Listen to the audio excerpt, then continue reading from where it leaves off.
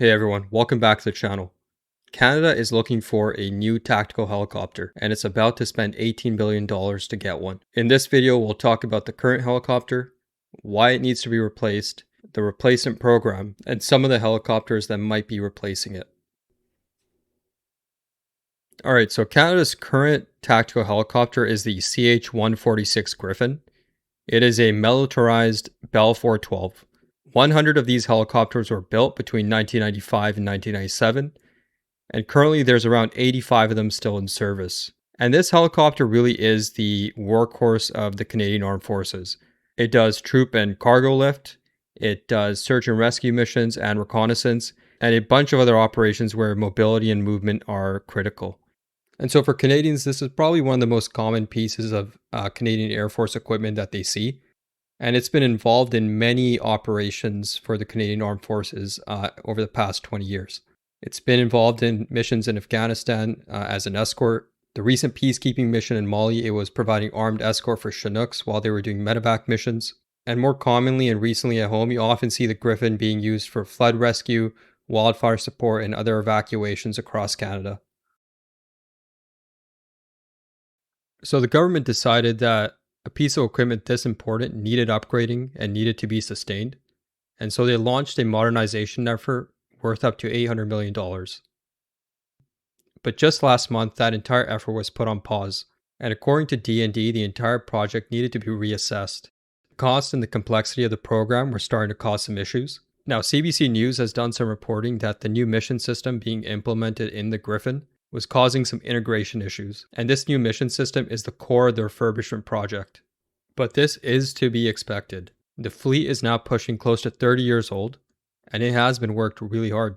If we go back to some of the operations that we talked about, Mali, Afghanistan, all the domestic operations that it's been through, this fleet has operated at a relatively high cadence, and it's starting to show. And as great as the helicopter is, it wasn't really designed for some of the missions that it ended up doing.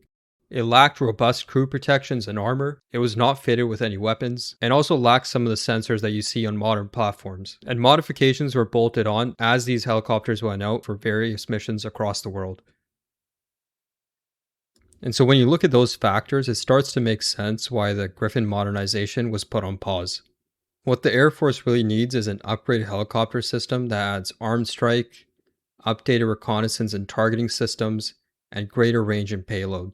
And this is where the next tactical aviation capability set comes into play. This is an RCAF program that's worth up to $18 billion, and it's going to build a balanced fleet of specialized aircraft instead of just having one helicopter, like the Griffon, do it all. And so the latest reports that I could find coming from the Air Force say that this is a program that is going to be split into 3 different phases.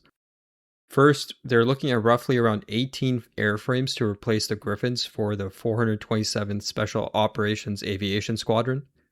These would primarily be used for special operations forces within the Canadian Army, and would be a platform that's dedicated to their operations and mission sets.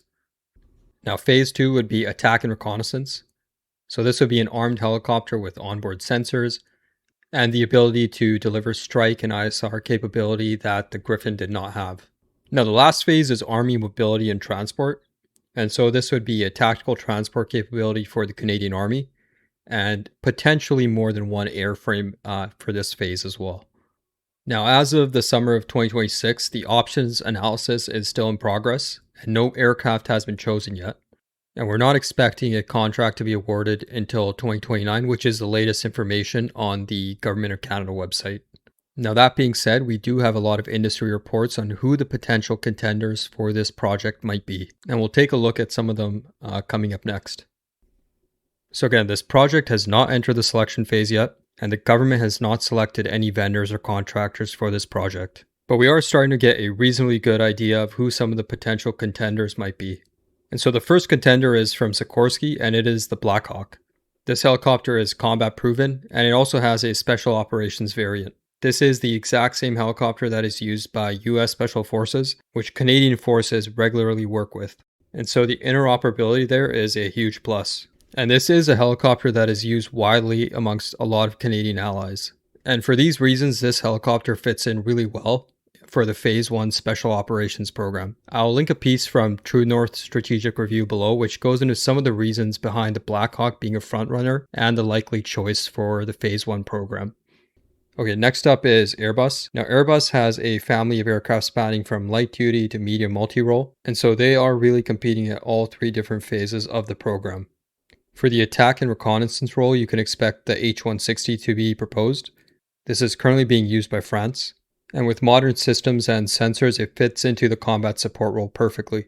And for Army mobility, you would have the H-225. This is a platform that's used across the world for tactical troop transport and combat search and rescue as well. Now, Airbus has already been selected as the future rotary trainer for the Canadian Armed Forces. The H-135 will be used as a training helicopter for future pilots. And recent reports out of Bloomberg state that Airbus is trying to build off of that momentum. Airbus has expressed interest to potentially build and export helicopters out of Canada.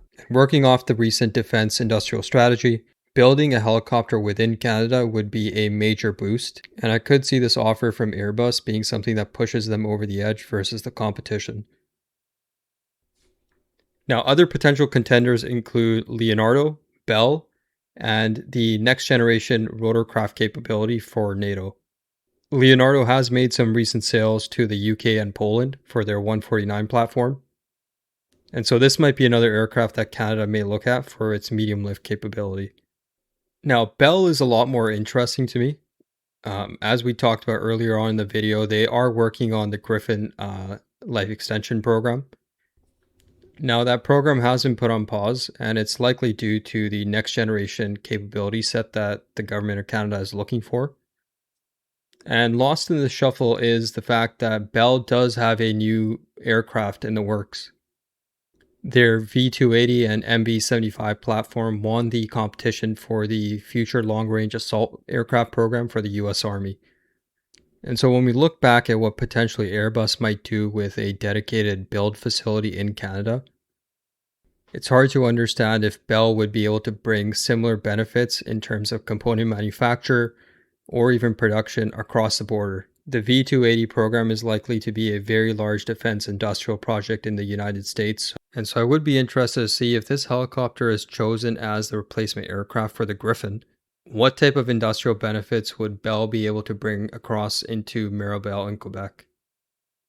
Now, just to note, Canada is part of NATO's next generation rotorcraft capability project. But this project is very early on, and we don't expect anything to come out of this for the next couple of years at minimum. But this project is expected to provide a medium lift helicopter, so that would probably fit into phase 3 of Canada's capability program. Now, looking at timelines, we are very early on in this project. We're still in the options analysis phase, and we're waiting for the government to put out a defined project. Once there's a proper project definition in place, you can expect to see a lot more industry involvement, a lot more contenders and contractors putting their name forward. Now, because this is a project that's split into 3 different phases, the initial delivery timelines might not actually line up, and so putting a well-defined delivery timeline in place may be a bit difficult for this project at this point in time. Other things that I'd be looking for are the Griffon upgrade. Right now, we know that this project has been put on pause due to technical complexities, but also because the next generation helicopter is being looked at. But if the timeline for the next tactical helicopter gets extended, the Griffon will still need to operate for the Canadian Armed Forces. And in that circumstance, an upgraded Griffon is critical. And so I'd really be looking over the next year or so to see which project comes out ahead, because that will really dictate whether or not the Griffon upgrade goes ahead or it gets put on pause as the next generation capabilities are well defined. Next, I'd be looking for some news on the phase 1 capability set. Again, recent reporting states that there might be one contender that's kind of running away with that one, so that's something that I would keep my eye on. And then the last one, but probably the biggest, is there going to be final assembly of the next generation tactical helicopter in Canada? I have been thinking about this quite a bit. I think whichever contender is able to provide full final assembly of a new helicopter in Canada might just run away with this entire thing. Given how the government thinks about industrial policy and in particular the defense industrial strategy, It's very difficult to see how a company that provides final assembly of a helicopter in Canada does not get picked. But I want to hand it over to you. What do you think about Canada's next tactical helicopter program? Should we stick to one airframe that does it all? Or do you think an approach where we select multiple different types of aircraft for specific roles is a better option? Let me know in the comments below, and I'll see you next time. Thanks.